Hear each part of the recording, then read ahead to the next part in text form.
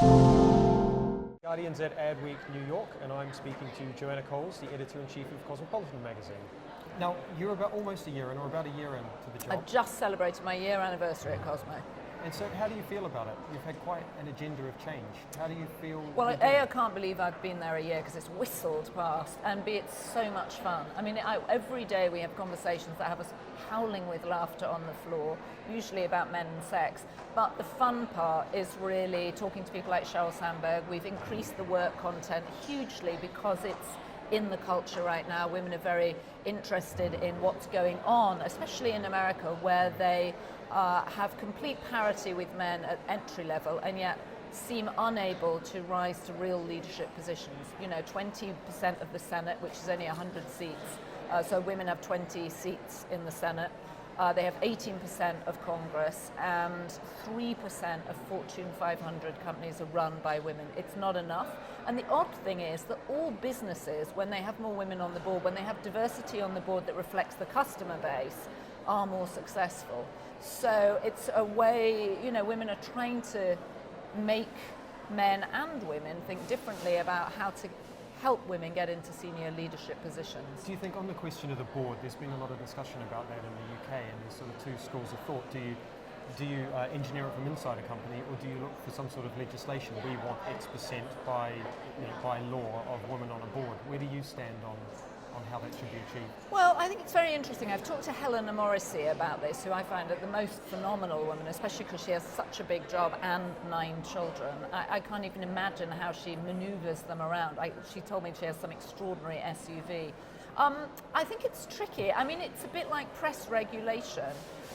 On the one hand, you want to leave it up to the press. You want to leave it up to business to understand that actually it's better for everybody to have more diversity. On the other, you want to be able to say, if you don't police yourselves, we will police you. So I would love you to ask me the question again in 2 to 3 years, and by that point I may be wielding the force of the law. Now, on the business point of view, you have to tell me if these figures are right, because I didn't quite believe them when I first read it. It seems that the sales are flat year on year. And as far as I'm concerned, when you're talking about anything which involves dead trees being turned into a product, flat is rather remarkable. In the UK, I think the Cosmo's down a couple of percent period on period, and maybe double digits year on year. Is that right? Is it flat? Well, did I read that right, or did I see something? Our circulation is, I think, actually totally up about 1% since I got there.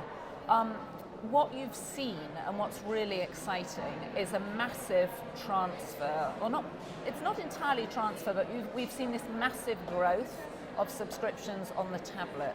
And that was, I think, something that we'd hoped for, but we hadn't anticipated. Cosmo, as I understand it, is the #1 selling magazine on the tablet. So we have almost 300,000 subscriptions on the tablet, which is extraordinary. And I think the next... Over what period? When did your tablet edition launch? About 18 months ago. So well, maybe 2 years ago. 2 years ago. So yeah, very, very strong growth. And I think the second most popular magazine on the tablet is O magazine. And then the most popular is a gaming magazine, which is given away free, but we charge for it. So the newsstand is challenged in all ways for all magazines across the market. We've had extraordinary growth on the tablet, and then our subscriptions, happily, since I got there, have remained static or inched up, which is very exciting. And that's combined digital and print? No, so we have about 2 million print subscriptions, we have about 1 million sales on the newsstand, and then we have 300,000 on the tablet, separate. There was a debate in the UK which the editor of The Squire, Alex Spilmers, he raised a thorny issue. He said, everyone always talks about lad mags, and that's fine, but women's mags and fashion mags have a big role to play, who they put on their covers and how they portray models, etc. Is that an untouchable place? You know, it's your real estate. People might not pick you up if you play with that formula too much.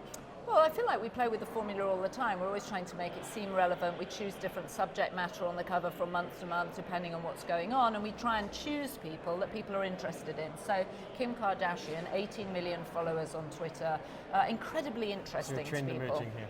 There's a big trend. Happily, she sells magazines too, but she's very interesting to young women because they see her as actually having it all. You know, she now has Kanye, she has a baby, she has a lot of money, which she's sort of managed to create around herself, and they find her intriguing. Miley Cyrus, we had in our March issue, again, a character who's incredibly interesting. I mean, she's got the #1 song right now. Wrecking Ball has had a record number, literally a record number of videos the minute it came out, and it's a fantastic song. And so what we try and do is capture someone on the cover who's of interest right now.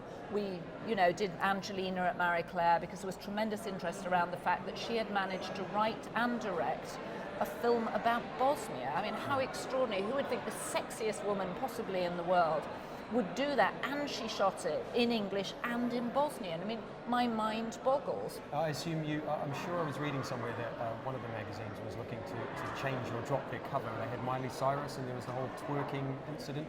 I'm sure you had her in March. I'm sure you wouldn't have thought of dropping her. Wouldn't it have just made it a more interesting issue?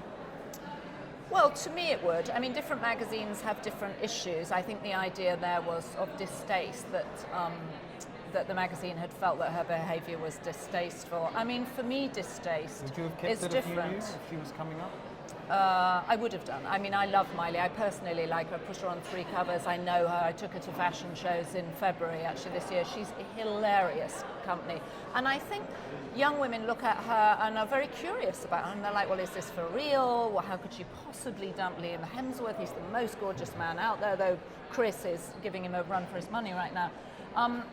But to me, distaste is, a $9,000 dress, for someone who's clearly never going to afford it. And that to me is not actually even a dream or aspirational, it's kind of like a weird disconnect. So I think there are various levels of distaste across magazines.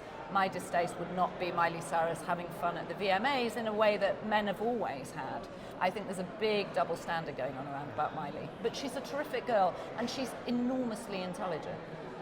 Well, thank you very much for your time this afternoon. My pleasure.